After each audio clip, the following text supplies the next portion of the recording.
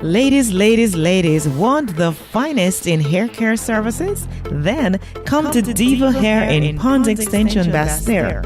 We do nails, relaxers, weaves, haircuts, customs wig, color, hair treatment, lashes, and so much more. Our salon is clean and comfortable even while you wait. We take appointments only. Opened on Mondays and Tuesdays at 10 a.m. with the last appointment at 5 p.m. Thursdays and Fridays at 9 a.m. to 6 p.m. and Saturdays at 6 a.m. to 3 p.m. To make appointments, visit our Facebook page, Diva Hair. Call us at 660-4884. Diva Hair in Pont Extension for the beauty in you. The St. Kitts and Nevis Labour Party is threatening to take legal action to resolve what they allege to be electoral irregularities.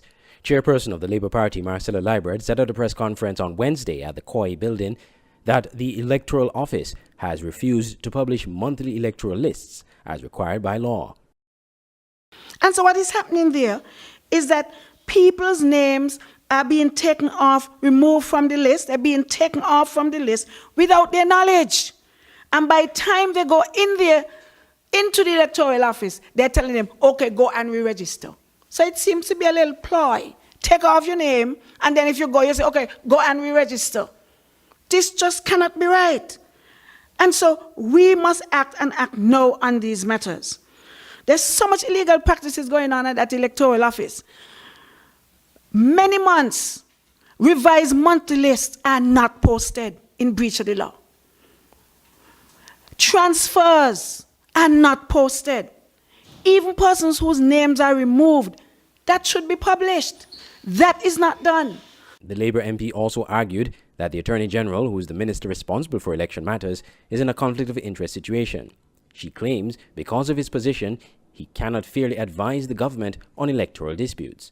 We have consistently pointed out the conflict of interest in having the Attorney General being the minister responsible for the electoral office. Serious conflict of interest is involved here. Because he, as the Attorney General, is supposed to be the person who they look to for legal advice. But he is also the minister. So when there are breaches at the office, what happens? Would he advise himself in these matters? This is a serious matter that needs to be addressed. Opposition leader Dr. Denzil Douglas also raised similar concerns about the function of the Electoral Office and the Supervisor of Elections, Elvin Bailey. The disregard by the Chief Registration Officer, one who is called Mr. Elvin Bailey, by his refusal to respond to our letters concerning the lack of publication of the electoral list, aligns with the modus operandi of the government of the day. The illegitimate removal of names of voters, people who have voted before, many times before, removing their names from the voters list will not go unchallenged here in St. Kitts and Nevis. The registration of voters who have not even seen the door of the electoral office, this must immediately cease, as we must stamp out electoral office fraud and corruption from this country. The Labour Party has repeatedly criticized the government for closing the Electoral Office for months after the change in government in February 2015, citing political interference and victimization of electoral workers perceived to be supporters of the opposition. The government has countered, saying it was investigating numerous claims of electoral irregularities in the 2015 elections, including tampering of computers at the office. Attorney General Vincent Byron said late last year that the matters were still being investigated by the police as the irregularities were of a criminal nature.